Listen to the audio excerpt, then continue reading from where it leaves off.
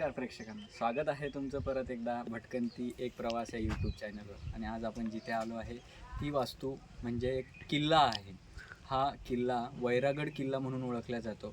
त्या काळात महाराजांच्या काळात म्हणजे इंजिनियरपेक्षाही चांगले इंजिनियर म्हणजे जे इंजिनिअरिंगचं शिक्षण घेऊन आहेत त्यांच्याहीपेक्षा हे जे बांधकाम बघू शकता तुम्ही, हे काही ताकदीचं म्हणजे हे दगडापासून बांधकाम आहे आणि प्रत्येक किल्ला असा याच पद्धतीचा आहे. महाराज म्हणले होते, मी नसलो तरी इथून पुढे काही दिवस हे किल्ले टिकतील, आणि त्यातलंच हे एक उदाहरण म्हणजे हे वैरागड किल्ला.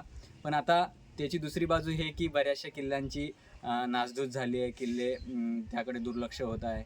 पण काही वास्तू आहेत ज्या जपल्या जात आहेत. तर आपण ह्या ज्या किल्ल्याची ही तटबंदी पाहू शकतो. हे फक्त तटबंदी एवढंच आहे, बाकी असं किल्ल्यात विशेष काही नाही आहे. फक्त ही तटबंदी आहे आणि हे प्रवेशद्वार दिसतंय आणि ते जपल्या जात आहे.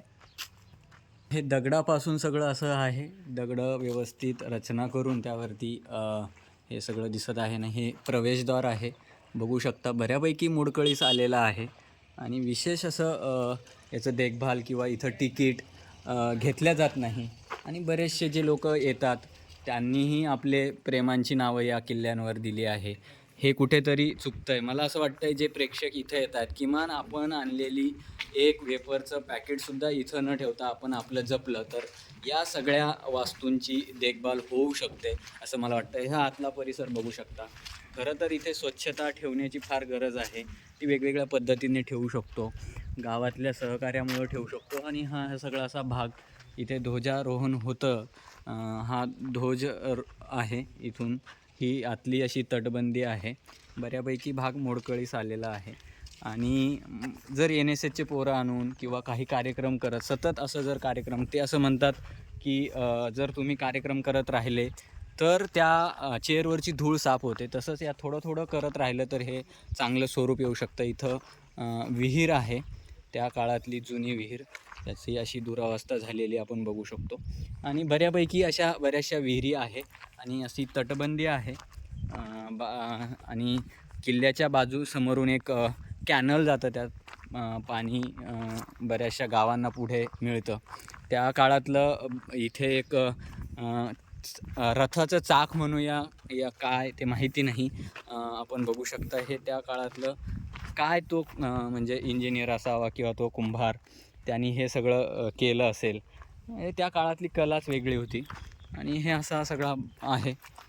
बऱ्यापैकी झाडांची संख्या आहे पण अशी अस्ताव्यस्त आहे. त्याला कोणी काम करणारा माळी नाही किंवा पाणी घालणारा असं कोणी व्यक्ती नाही.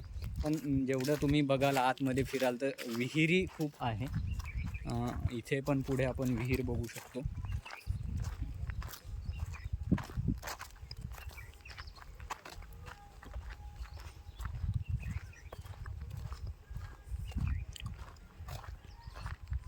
ही विहीर बघू शकतो आपण. विहिरीला पाणी आहे पण स्वच्छ नाही आहे. म्हणजे त्या काळात महाराजांनी किंवा महाराजांच्या त्या किल्लेदारांनी अशी व्यवस्था केली होती की किल्ल्यावर सुद्धा पाणी असावं, म्हणून ह्या विहिरी त्या काळात बांधण्यात आल्या होत्या की येणाऱ्या प्रत्येक व्यक्तीला, प्राण्यांना इथे पाण्याची व्यवस्था व्हावी म्हणून ही सगळी व्यवस्था.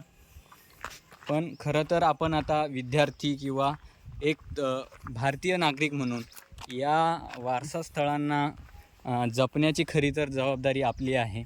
त्यामुळे तुम्ही नक्की या माध्यमातून हे सगळं दाखवू शकता किंवा भेट देऊन प्रत्यक्ष याच्यावर काही करू शकता का. किंवा आपल्या गावातल्या, आपल्या शहरातल्या काही पर्यटन स्थळं आहेत त्यांच्याकडे त्यांची झालेली दुर्लक्ष, त्यांची झालेली दुरावस्था, याच्यात कुठे कोणाच्या मदतीने किंवा आपल्या पुढाकाराने किमान नाही चांगलं तर आपण ते लोकांपर्यंत तरी पोहोचूया की या वास्तूची, या पर्यटनांची अवस्था अशी झाली आहे. म्हणजे मला असं वाटतं की काही न करण्यापेक्षा काहीतरी करणं गरजेचं आहे, जे समाजा उपयोगी असेल किंवा आपल्या सर्वांच्या हितासाठी असेल किंवा त्यातनं काहीतरी बदल होणार असेल तर नक्कीच आपण तो प्रयत्न केला पाहिजे. ही पण पाण्याचीच व्यवस्था असलेलं एक चौकोनी असा हौद म्हणूयात आपण, असा आहे. पुढे हे असे रानटी झाडं फार मोठी झालेली दिसत आहे. आणि असा थोडासा निरीक्षण केलं तर किल्ल्याचा भाग जो आहे तो असा गोलाकार स्वरूपाचा आहे. नक्कीच तुम्ही भेट देऊ शकता या किल्ल्याला. बघण्यासारखं असं विशेष नाही आहे, काही झाडं आहेत आणि तेवढी तटबंदी आहे किल्ल्याला.